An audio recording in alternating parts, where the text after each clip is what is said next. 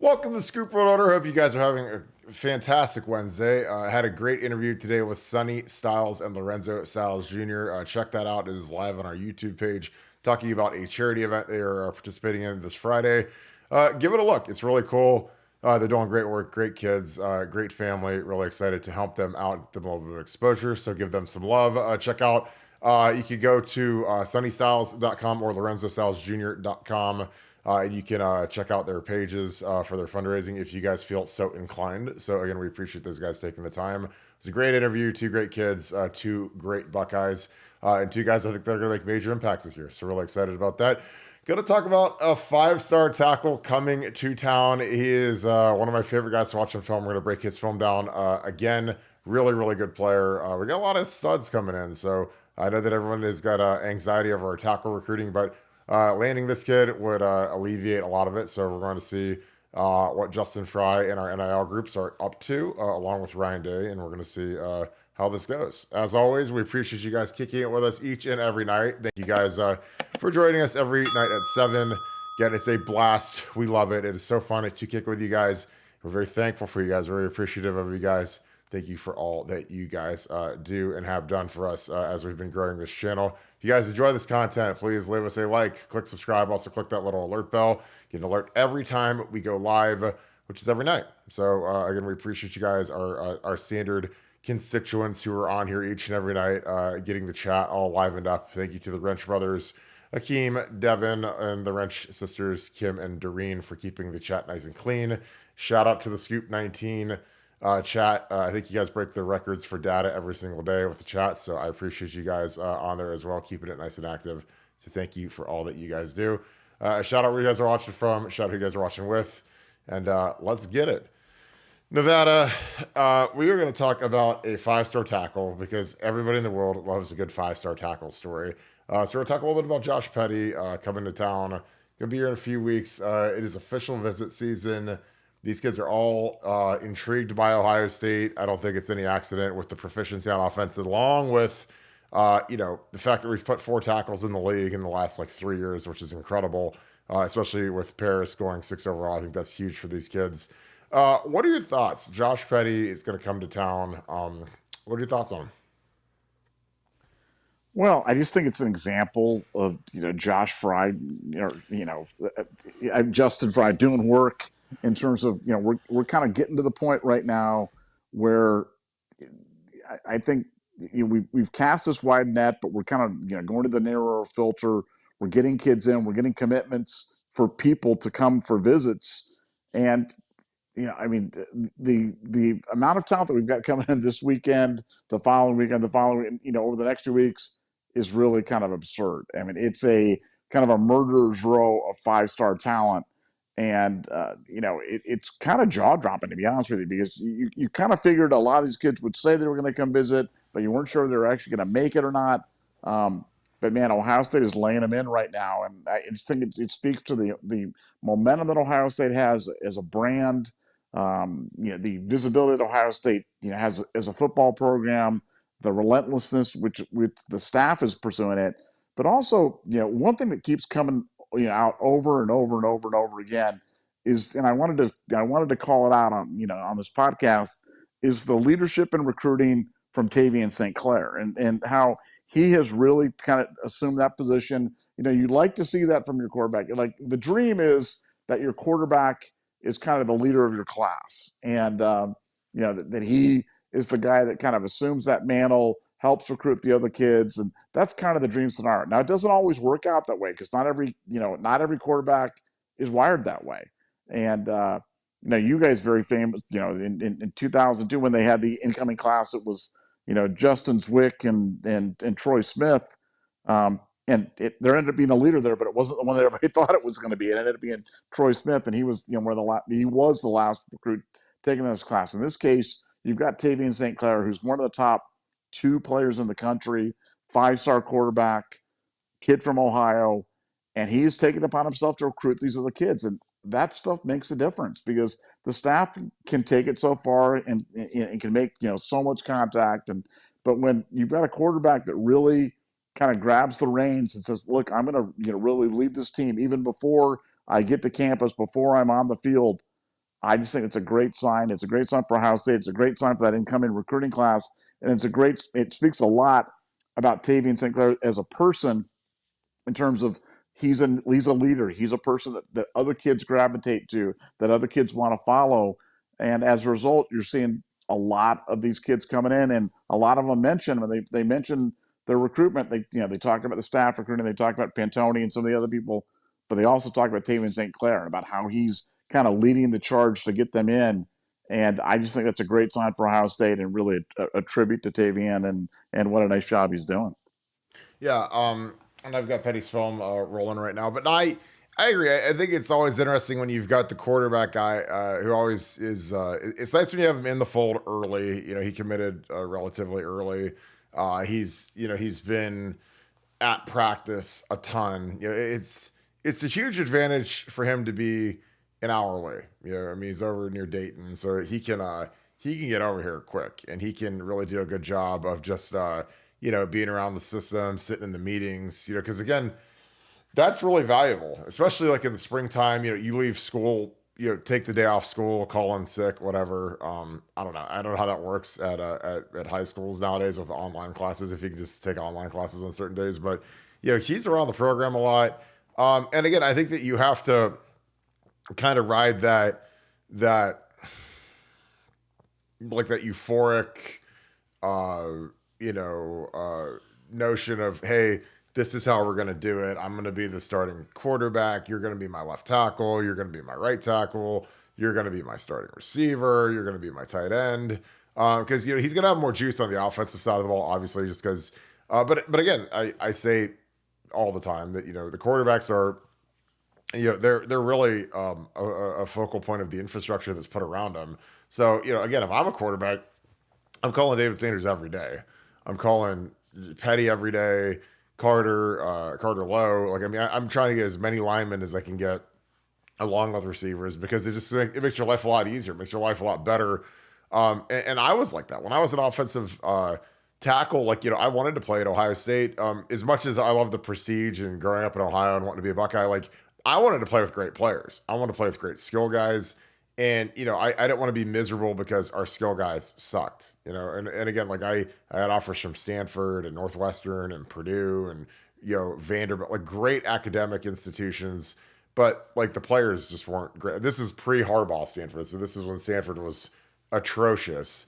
And I just, it's funny because at the end of, if I actually gone to Stanford at the end of my career, I'd have been playing for Jim Harbaugh, and they had the greatest upset maybe in the history of college football. They beat USC when they were like 45-point underdogs in the Coliseum. Like Richard Sherman was on that team. It was unbelievable. But, going into it, they stunk. They were 50-point dogs all the time. And, I didn't want to go like to a school and have to play USC and or teams that were like juggernauts. And I didn't want to ever go somewhere and be like a 49-point underdog and just know, hey, we're going to go out here and we have no real chance to win. Like when you go to Ohio State, you're favored in every game. So that's exactly where you want to be, because losing is miserable. But I'm excited about Taven St. Clair. Again, it's nice when you have a kid who's active, he's vocal, he's he's at the little On3 shindig where these guys are all learning how to get Lamborghinis and fur coats at the NIL summit and whatever. But it's a good time for these guys to connect and see each other. And like I said, he's an hour away, so when they throw these official visits, like he can go to all that. He can go hang out and go to Hyde Park and go to Town Hall and do the whole shindig. And I think that's great. Now, again, it doesn't always work out, like you talked about with Troy Smith and Justin Zwick. Justin was the leader of the class, and he didn't end up being the guy. It ended up being Troy. But and again, that's not a slight on Justin. It's just that's how it works out. I mean, no one ever really heard about C.J. Stroud. I mean, C.J. Stroud was the second quarterback in the class, and he ends up being a potential NFL MVP within the next 2, maybe even this year. So it's always a fascinating dynamic to capture the excitement of the kids as they're gathering the class and building the class and getting the class committed before things go different directions. Because as soon as these kids show up, everything gets different. Kids get different NIL deals, kids get different treatment, the big thing is kids get different roles on the team. There's some guys that start and play as freshmen right away, and they're on the travel team. And then there's guys that aren't on the travel team. So for those of you that aren't familiar, like when there's 85 scholarship kids, and there's like 115 or 120 guys on the roster, counting the walk-ons, the 30-ish or 35-ish walk-ons. Only 70 guys go to the road games. So they don't travel everybody. So by definition, there's going to be like 15 scholarship guys left behind.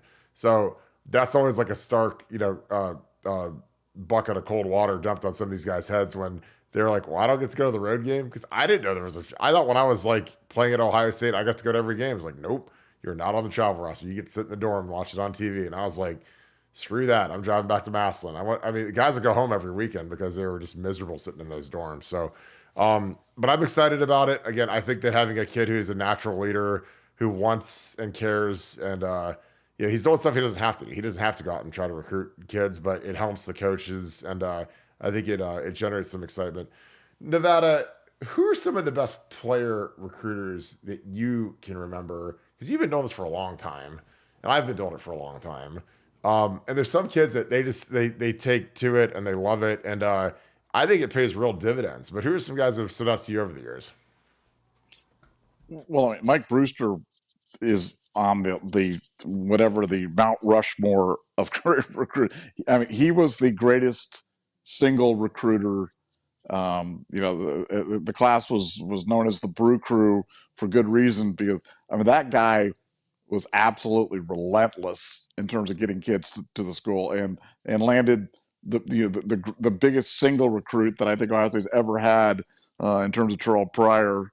And I still remember when they went to the Army All-American game, and Mike texted me and he's like, "You're never going to believe this, Nevada, but guess who just came? He's not my roommate, but guess who just moved into my room?" He goes, "Terrell." He just came and said, "No, I'm gonna room with you." And they kicked the other guy out. And Terrell just threw his stuff in there and came in. I'm like, "Well, that's a good sign, huh?" He goes, "Yeah, I think it's a really good sign." But no, Brewster was unbelievable. No, how were you as a recruit? Did you ever recruit? Were you so late in the class that you didn't recruit? And then once you got on the team, did you not? Were you ever part of anybody's recruitment when you were a player? Or did that just not happen back then? No, I actually, when you're a young guy, you got to understand, I was the only offensive lineman in my class. So we had a class where we took I remember that. We took one offensive lineman, and it was just no. me. And you weren't you were a tight end, dude. You weren't even an offensive lineman. You were a tight end. Yeah, but I mean, they were obviously, I never had a chance to play tight end there, and I never would have. But when you're the only freshman, so how it goes like with official visits is in general. It's a lot of, you go around campus, you meet with Ryan Day, you meet with your academic advisor from whatever major. Hey, what major? Oh, I want to be a business major. Every kid wants to be a business major, or they want to be whatever. You go around with your position coach, you sit in meetings, you talk to Mickey Marotti, you talk to the dietitian. And every kid generally gets paired up with another kid. They get paired up with, usually a kid who's like a year older, who's probably a freshman at Ohio State, will be the recruiting host. So, I was a recruiting host my freshman year for the Washington game. So in 2003, we opened the season, we play Washington, national game. It's a night game. College game day was there. It was an absolute circus. It was the game where Maurice Clarett rolled up in the orange Navigator, and Sheon Cotton, who didn't travel because he was redshirting, he was in the car, and I think Soup Hiley was in the car, and he goes on the stage at game day, and that wasn't like an Ohio State said, "Hey, Maurice, it'd be a great idea for you to go on stage at college game." It's like Maurice just showed up and went on. I mean, it was nuts. And then that was the only game of the year that I think he was on the sideline for, because he was on the sideline and the camera was on him the whole game. But that weekend, we were hosting a kid named Jeff Byers, Byers. And Jeff Byers was from Colorado. And no kidding, he was the number one player in the entire country. I mean, he was like the Chantrell Henderson, or he was like that guy. And but he was a guard. I mean, he was a guard / center, wasn't a tackle, might have played tackle in college, but he was going to be like an interior guy, be like a center. But he was number one in the country. So we're hosting him, and there isn't a worse situation in the entire universe than hosting a kid for a Saturday night game. I mean, it was impossibly bad, because Friday you've got all the stuff you do with the team, walkthroughs. And again, it was my first game, so I had no idea what was going on. I was just trying to figure out where to go and what to do. And all this other stuff. So I end up hosting this kid. We win the game, thank God. And then, we went out for like, I don't know, a little bit, not very long, because it was like midnight when we finally got out of the stadium and shower. It's like, you gotta do everything, get done. And by the time it's like midnight, everything closes at 2. And Jeff really wasn't like a go out party kind of guy. So I didn't know what to do with him. So like we hung out for a little bit at a house party. He went back. I followed up, called him a little bit, but he ended up going to SC. Didn't really have much of a career. I mean, I think he might have been an undrafted free agent for a little bit, if I can remember. But yeah, it was like no pressure. And again, that's why I love that they do like 95% of these visits in the summer, because like the coaches are relaxed, the players are relaxed. You don't have all of the stupidity of a game and managing all the stuff that goes on. You don't have the pressure. You don't have the possibility of losing during these weekends. So I hosted him. I hosted a kid named Izzy Balta. He ended up going to, I think, Duke. He was a weird kid. I was like, this kid's probably terrible. He ended up being terrible. But, back then we were recruiting guys that, weren't always great. But yeah, like I didn't mind recruiting and being a host, because we used to get per diem. So you get like an extra $250 to take the kid out. And, a lot of times you take them out, you spend 50 and the rest of it. I mean, guys that have all wanting to host because they make a little bit of money, a little extra scratch. This is pre-NIL. So, an extra $200 and you go to all the meals. So you go to Lindy's, you go to we didn't go to Hyde Park back then. We go to Morton's, and it's like, that was awesome. So it's like you get a free, awesome meal and you get a little bit of cash. So everyone was dying to be a host. So that was my story. I never really thought we had a great shot with Jeff, but I'm glad that we're doing most of these visits during the summer now, because the game weeks visits absolutely suck. Like they're terrible. And it's nice that the coaches don't have to manage those. I never told you that story about Jeff Byers. Well, I got a funny story about Jeff Byers. Is that his brother? I don't know. Was his brother with him when he came on that thing? I honestly can't remember. I mean, it's been 21 Yeah, years. yeah, because his brother was like really active in his recruitment, and the story that came from his brother, and I don't know if this is true or not, is that Ohio State, and they told him they weren't really sure if he could play. There was some sort of like uncertainty about him in terms of being able to play there at Ohio State, and his brother was kind of like, dude, he's like the number, because he considered himself the center. He's like, he's the number one center in the country. Oh yeah. And somehow Bowman didn't like him or didn't say. But I thought he went to SC. He played pretty well at USC. He had a pretty nice career. But his brother was like kind of apoplectic because Ohio State wasn't really going after him the hard way and really kind of showing him the love. But maybe it goes back to the visit. Maybe he just had a bad visit with you, and that kind of bummed him out or something like that, Well, I will tell you, like, and again, like doing the visits now, I think are much easier because you've got social media, you've got Twitter, you've got Instagram. There's a lot less restrictions on talking, because like I didn't know who Jeff Byers was. I never saw him at camp. I never talked to him before. He just shows up, we meet, whatever. Where it's like now these kids like get to know each other, they talk to each other, they're they're at the camps together. Jeff Byers is from Colorado, so I'd never even heard of the kid, but I watched his film, and his film was incredible because he's playing in Colorado, which is terrible football, and every play he's just killing every guy on the field. And I was like, well, I'm the same way. Like again, Taven St. Clair going after David Sanders. I was like, I would love for this guy to be my guard.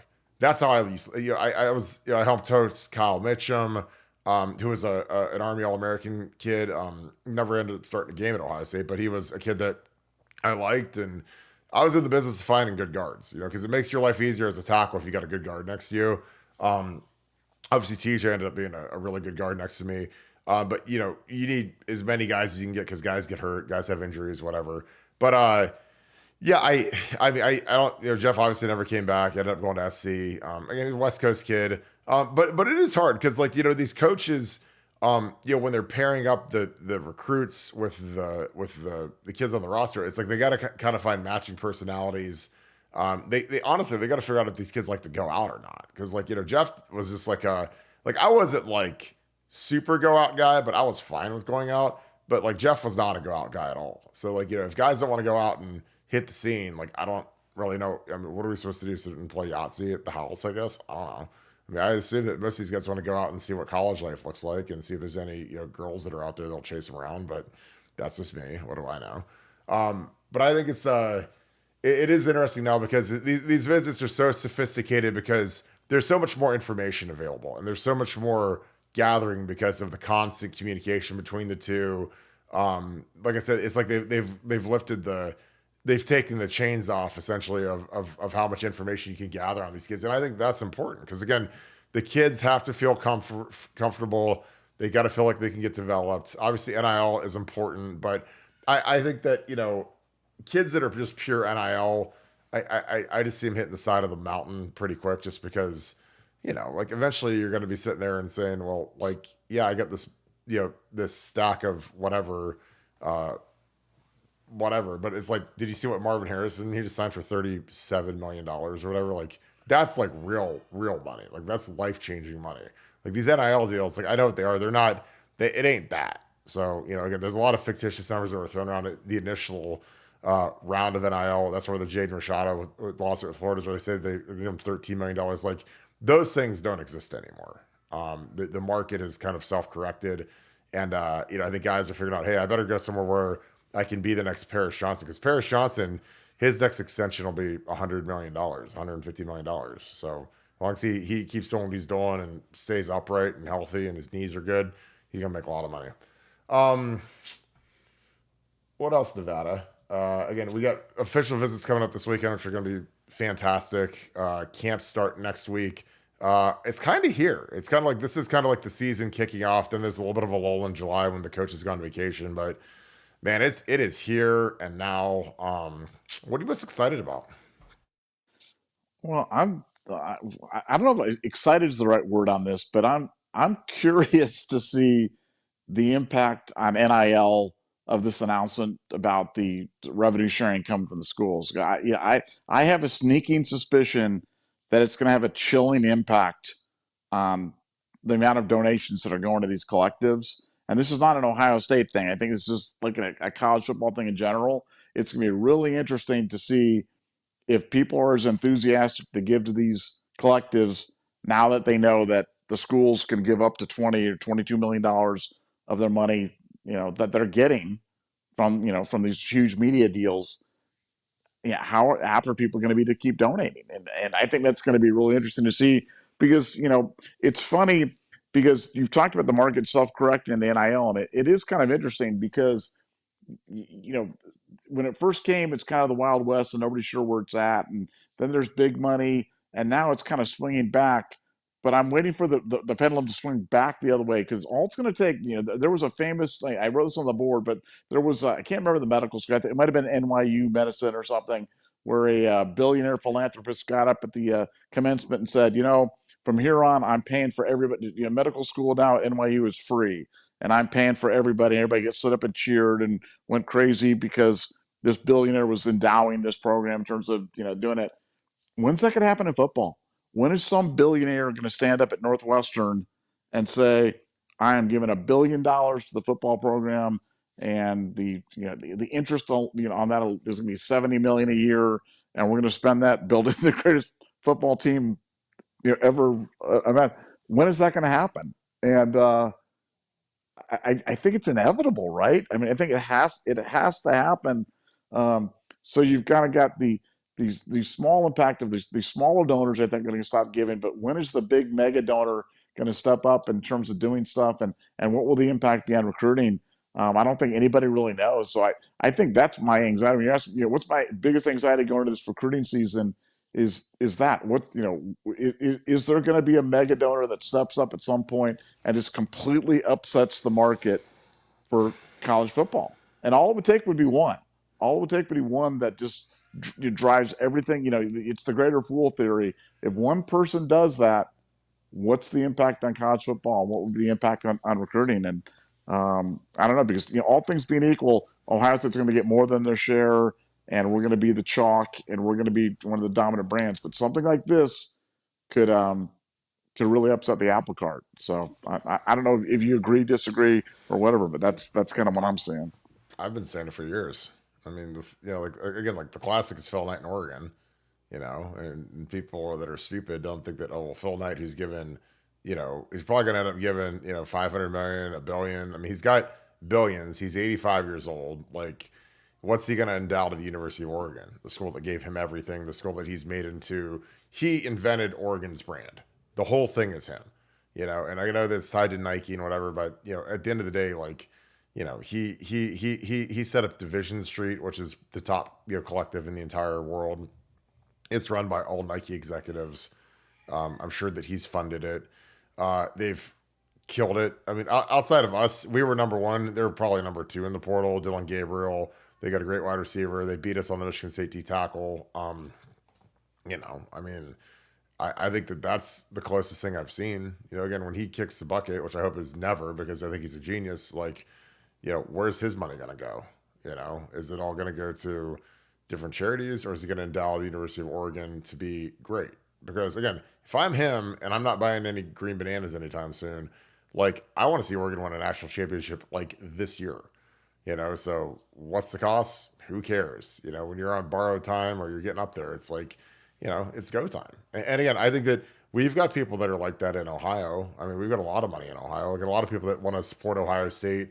We've got a lot of corporations that, I think that there's a vested interest in Ohio State football being excellent, because I think literally the entire morale of Ohio rides on Ohio State football. Because when we suck, the city, the entire like state is like downtrodden. When we're awesome, it's the greatest thing in the world. So again, like, we're going to be awesome this year. So I'm excited to be out and about. And again, we're Buckeye Scoop, so we're tied to the program either way. So I'm excited to see what can happen. But yeah, that's the real disruptor, not a John Ruiz, not some of these other guys. But when a guy throws, when 10 guys come together and they throw the money in the hat, then away they go. Because again, I talked to the collectives, I talked to Ohio State's collectives, and guess what? Them announcing, hey, everyone's getting $20 million for in revenue sharing, that crushes their fundraising, crushes it, because all of a sudden, like, people are like, well, hey, they got 20 million, they don't need my little $100 or $50 or $1,000 or 100,000 recurring. It's just, that's just the nature of the beast. Like, if someone, if you donate to someone who you see on on the corner when you're driving to work every day, you throw him $5 to grab lunch, and then he wins the Powerball, like, you're probably not going to give him $5 anymore. So, hey, remember me? Maybe you can give me $5. The whole psyche changes when all of a sudden, like, someone gets this big cash injection. So, but yeah, I think it's gonna be fascinating. Again, NIL, it's ever changing, and again, I like it because it's the free market. Like, I like that these kids can not live in poverty; they can actually live like a good life and take care of their family at an early age. Because there's a lot of guys that don't make it, like, in the league. And again, like, a classic is like Troy Smith. Troy Smith is one of my favorite teammate of all time, and he's a guy that would have benefited enormously from NIL. Had a solid career in the league, like 4 or 5 years, whatever it was, but he never got the big second deal. Had little runs as a starter with San Francisco, but like, he didn't get that huge second contract, but he would have made a ton in NIL. Dude, in '06, man, he was the A-list celebrity of Columbus, Ohio. So I'm excited for kids like that to get their due worth. A guy like Cardell would have made a ton coming back for that next year. But yeah, I think that's going to end up being great.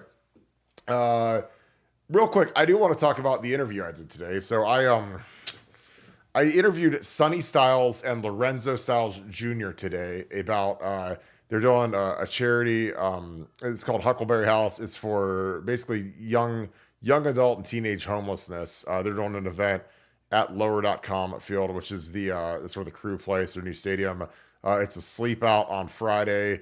So check it out. It's on our YouTube page. It just went live literally about an hour before this show went off. But it was great talking to Sonny, talking to Lorenzo Jr. Obviously it's like one of those interesting scenarios where, Sonny is a kid who is, I think, kind of like an CJ Hicks or Sonny Styles starting at will linebacker. Lorenzo is trying to find a role. Like, he's fearless. He wants to be the punt returner, wants to be the kick returner. He's switching out obviously to corner, and he's playing nickel as well.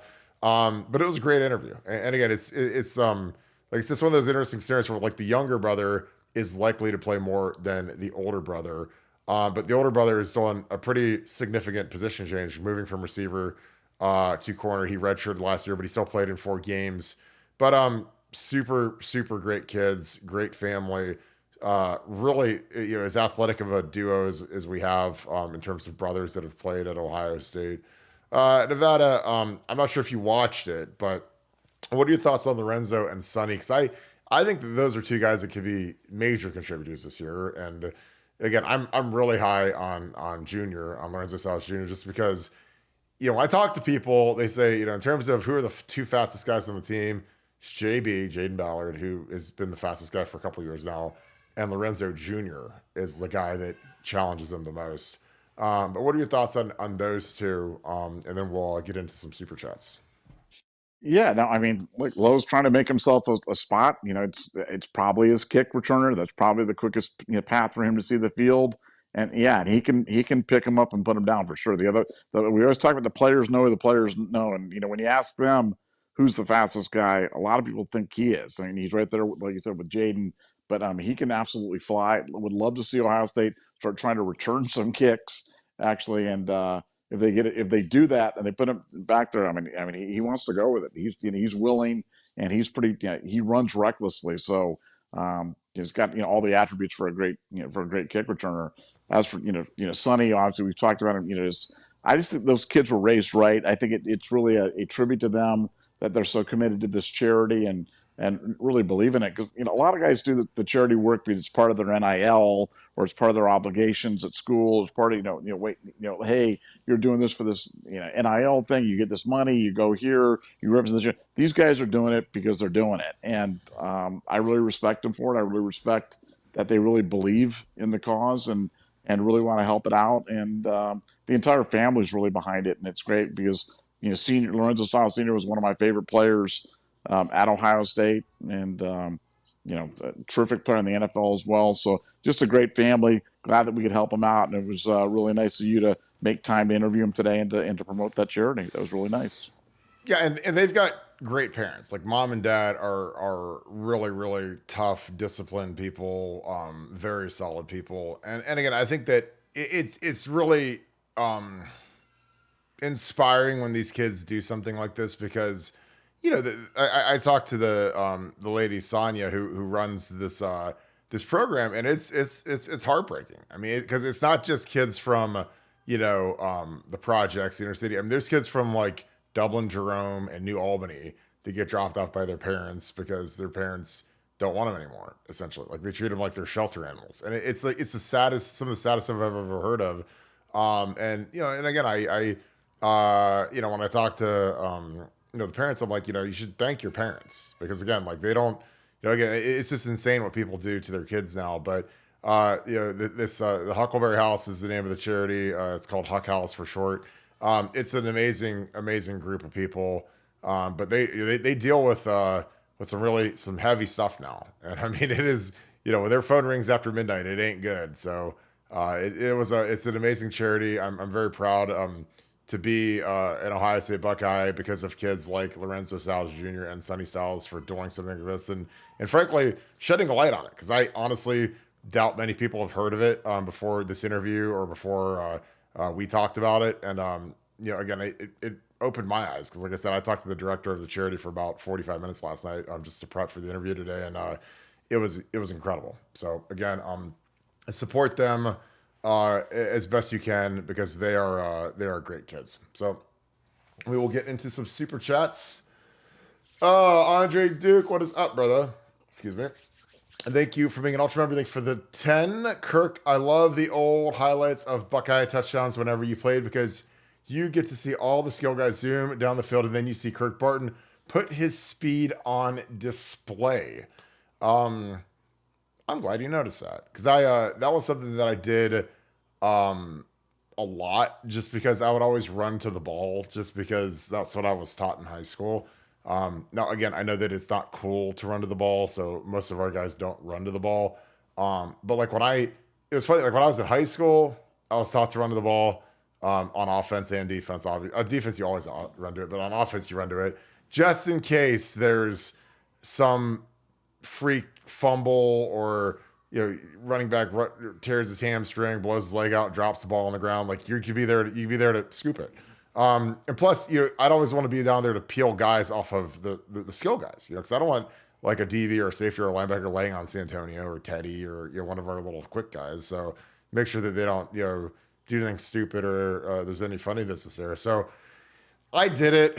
I started doing it in practice just because I did it as just a way to get extra cardio and get a little extra stamina. Because again, it's just it's a cheap, easy way to build your gas tank and build your cardio so you don't get tired of just running the ball every play, because you get an extra 10 yards, 15 yards every single play, and that adds up over the course of running 100 plays during practice. So I did it.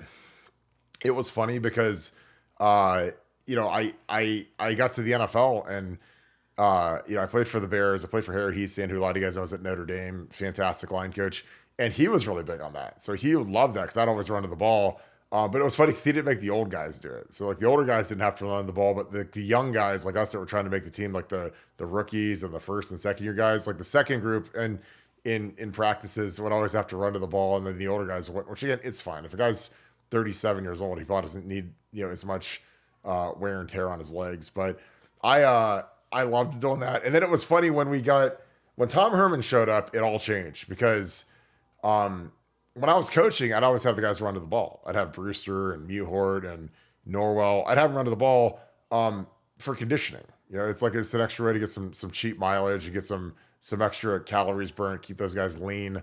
And then Tom Herman showed up and he said, "We're not running the ball anymore." And I was like, "Why?" It seems like the dumbest thing I've ever heard in my life. He's like, "Well, because of what the no huddle, wherever they spot the ball, like you run to the spot of the ball, that's it. You don't run to the ball.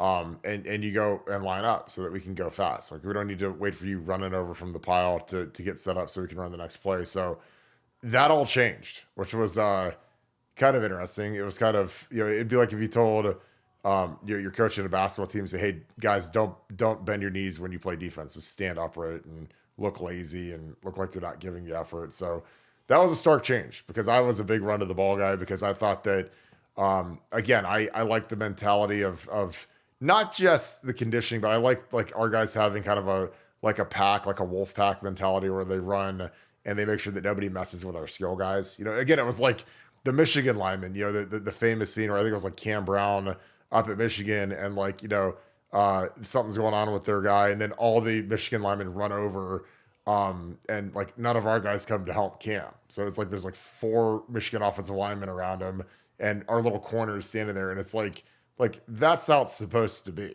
Now we've gotten away from that. I don't know why, but that's something that like we used to do, and it was that was good for the morale of the O-line group. Nevada, this is an interesting one, but again, Andre, this is very astute of you. But he mentions the old highlights of Buckeye touchdowns. Whenever we play, you see all the skill guys zoom down the field, and then you see me running behind them. You probably never notice that. It's kind of hilarious that Andre is astute enough to notice that. But your thoughts on that? Well, one, I mean, obviously Orlando Pace had the famous play where he's like blocking the guys down the field and leading the thing that was kind of an iconic Ohio State lineman play. But my question for you is, in all this time, did you ever recover a fumble when you were chasing the thing? Was there ever a time? Did somebody ever drop the ball and you fell on it? And it was like a big play.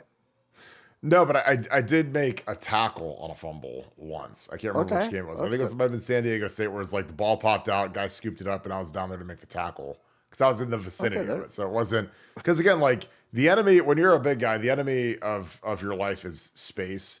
So if you have a closer distance, I have a way better shot than if it's like me versus some DB on a 50-yard wide field. Like I have no shot in the universe. So I did make a tackle at least once. I know that I in the Florida game where we got massacred, like the one DN knocked the ball out of Troy's hands, and then the guy I was blocking picked the ball up. It was weird because I was blocking him and I had him in a good spot, and then he starts running way over to the side, and I'm like, "What's going on?" And then I was like, "Oh god, the ball's gonna be out." So ball's on the ground, he scoops it, and he's like 10 yards from scoring, and I ran him down and tackled him, which was terrible. But I'm just like, that's why it's funny. Everyone's like, "Oh, it's like the Florida DNs are so fast." I was like, "Well, I ran him down with knee braces on, so They can't be that fast, but again, this is a funny thing that I always think about.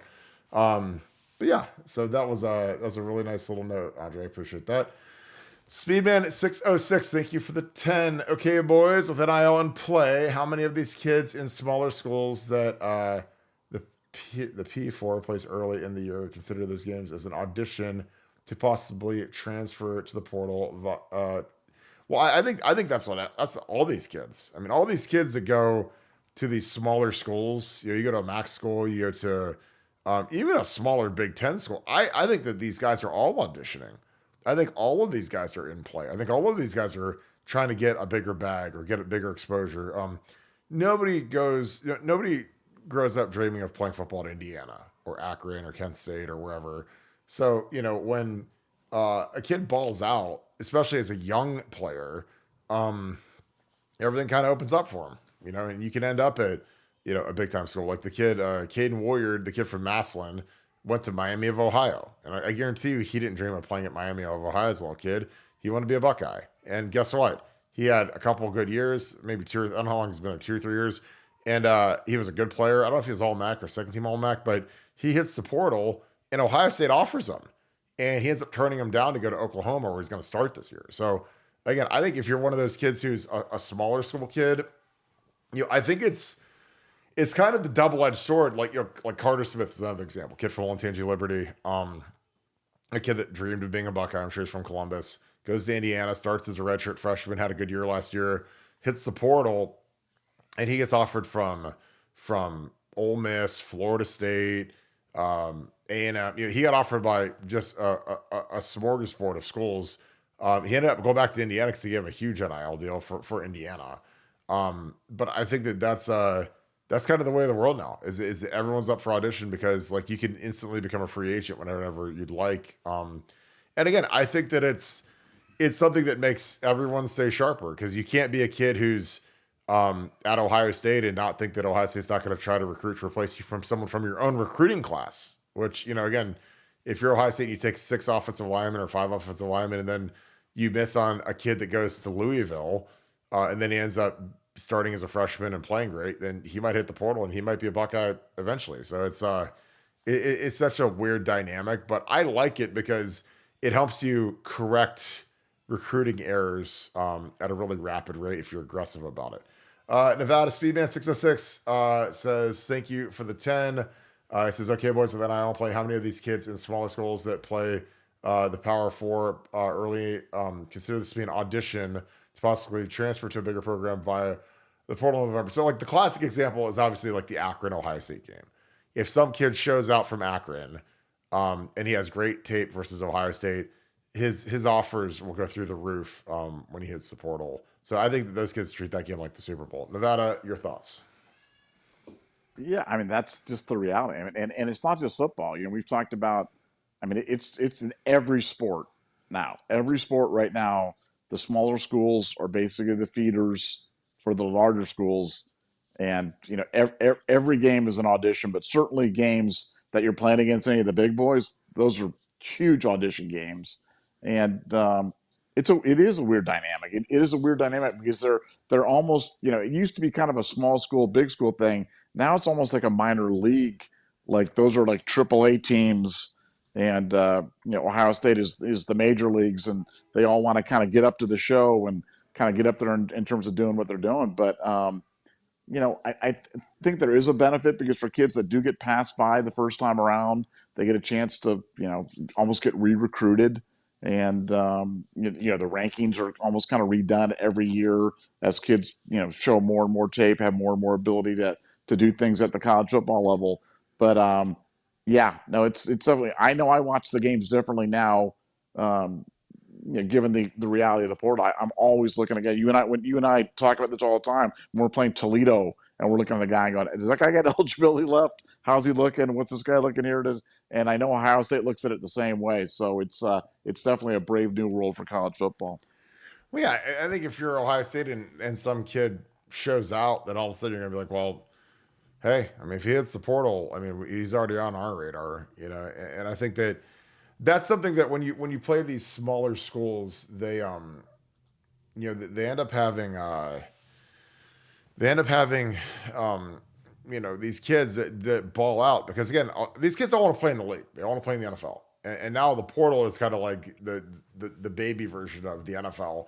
But they know that if you're a kid at Akron and you want to play in the league, that Ohio State game is the Super Bowl. You might be a 50-point dog, but if you can make any plays versus Ohio State, especially if you're like a defensive lineman, you get a sack, get a couple sacks, be able to show out versus our guys who we have NFL linemen, we've got obviously NFL skill all over the board.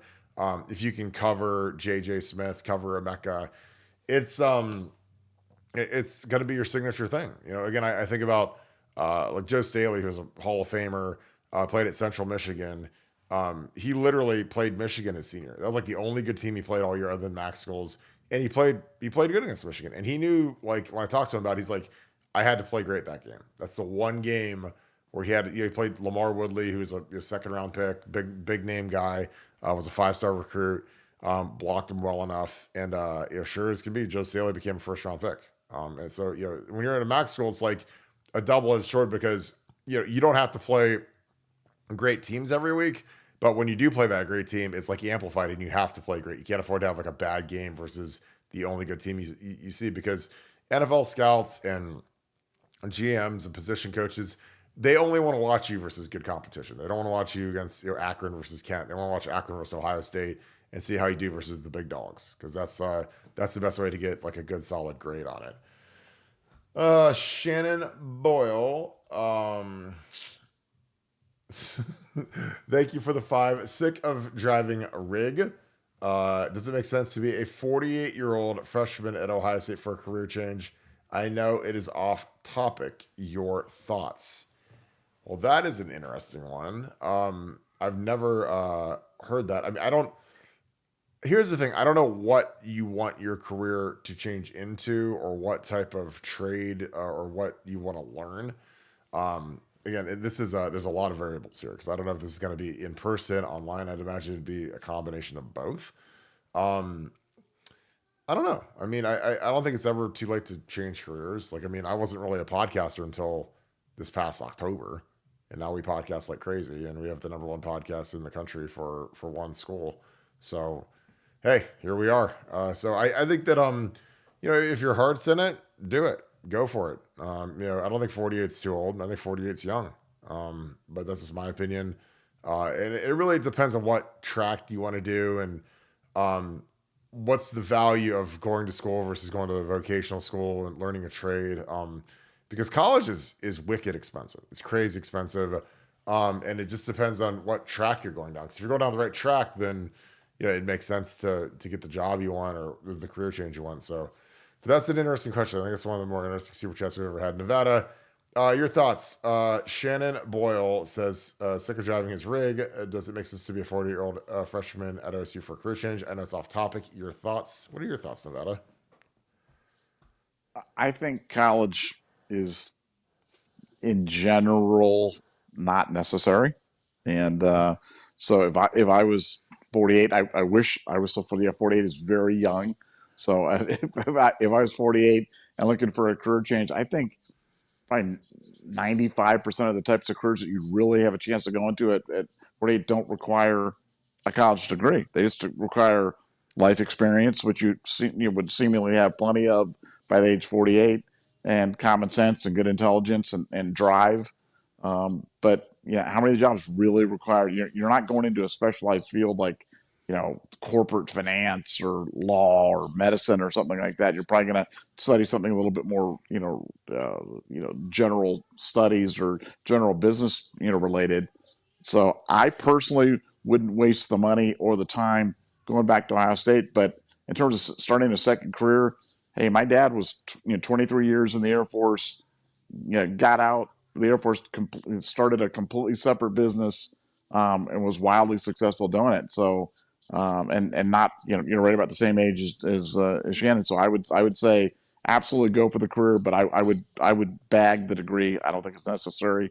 Save the money, invest the energy and the money and the time into something that you love to do, and go for it. Yeah, like Ray Kroc is the guy who's one of my heroes and is the guy that I've studied incessantly from the founder. I've read his books. He didn't discover McDonald's till he was almost 50. So, it's never too late, I don't think, to change what you're doing. Like if you're in a rut, obviously it depends on your situation. Obviously, if you got, wife, kids, mouths to feed, responsibility, you better have something lined up. But I think that being miserable is tough to endure. But again, I think college. I don't want to say it's overrated, but it's getting there. I think that college, if you don't get a real degree, is very overrated, and I think it's a complete waste of money because I look at what some of these people pay money to get, and I'm just like, what are you going to do with that degree? I mean, you can go make basically minimum wage, and it's I don't think it's additive. And again, it's really really getting it's tough to get into Ohio State for one. So again, you have to have about an ACT of about a 32 now, which is really high. I think you can start at the branch campuses at a lower score, and eventually move to main campus. But I wouldn't have cared to start it anywhere. I mean, it's just I was I was on campus for my first year in the dorms, and it was misery. Then I moved off campus and lived in Hilliard, and that was great. But no, I love questions like that. And again, anytime that people have a question like that, I just appreciate it, and it's always fun to kind of pontificate between Nevada and I on that. So, Shannon, if you want, barton.145@gmail.com. If you want to talk offline, I'd be happy to ask your questions. But again, I just think that college is it's 150 $200,000 to get a degree now. So I mean, it's an expensive proposition, and what's the ROI on it? I don't know. It really depends on the field you want to get into. Cougar 12, thank you for the 10. Appreciate you. I was fortunate to be in a charity group a number of years ago that raised money for Huck House. This is a 5-star organization that literally saves lives. I encourage everyone to support them. Nevada OH. Yeah, I agree. I mean, I talked to them, and it is a heartbreaking deal. But they try to teach. Again, you can't save everybody. Like that's the thing is when you're in these situations, there's some people that they're gone, and it's tough. But they try. I mean, they try. Job skills. They try to get them placed. They have I think like 130 apartments on top of the Huck House, which is like a big group home that people can that are in emergency situations can live in. But I mean, it's there's a waiting list to get in those apartments, and those apartments are not permanent. I mean, it's like a temporary. Hey, let's try to get you on your feet. Let's try to find you a house or find you something. Get you off the streets. So it's again, this is truly the Lord's work. It's tough sledding, but it's a great organization. I learned a lot about it in the last 2 days, and was really happy to help. And like I said, Sonny and Lorenzo are wonderful young kids, and they're doing great work. And I'm proud of their parents for raising them to be charitable and to use their platform to shed light on it. And that's why I was really happy to do the interview. It's something that was kind of off my schedule where I had to move some stuff around to do it, but it was really good to get some exposure. So again, I encourage you guys to watch the interview. And again, you guys can find it at sunnystyles.com. You can go right to their donation page if you feel so inclined. Well, Nevada, we're getting into, the dog days are kind of ending at this point, which is great as we're rolling through May. We get into June, then it's kind of all downhill to the season because you got camps, you got officials, you've got kids will be committing. You get into the high school practices. Obviously, we're getting to fall practices on BuckeyeScoop.com. We always get a ton of inside information on what's going on at practice. What are your thoughts? The offseason, it's starting to fly by, and really next week, the offseason is over for us. Well, yeah. This weekend. To me, this weekend is like the flag is going up.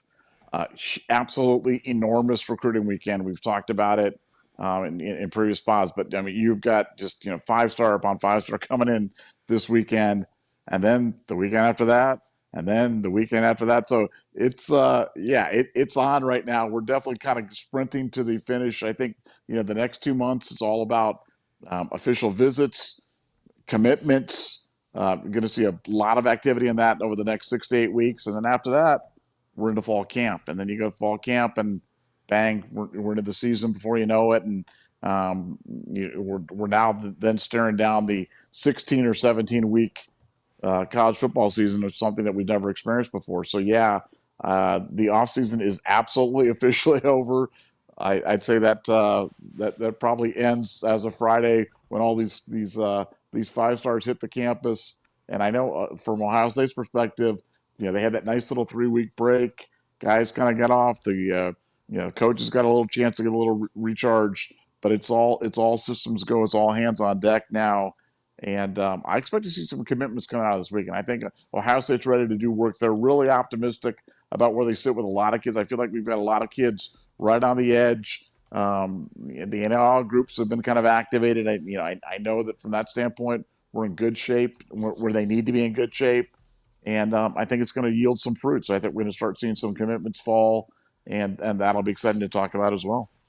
Yeah, I think it's going to be huge. Again, the coaches go by the time with the players to do some drill work where it's basically just learning plays, running through plays, which is good. Obviously, this is Coach Mick's time to shine. I talked a little bit about that with Lorenzo and Sonny. Something that was interesting was I asked them both to pick an underrated player, a breakout player, a kid that maybe needs a little bit more. I don't want to say hype, because these kids at Ohio State, everyone knows basically everyone on the roster just because that's what we do on the Scoop. We talk about most of the kids that are on the come up. But it was really interesting because Sonny picked Cody Simon, and he said Cody is a guy that he thinks is severely underrated, and he's gonna have a monster season, all Big Ten type season, leader, tough, fundamentally sound. Just like basically ready to explode now that he's like basically the captain of the defense.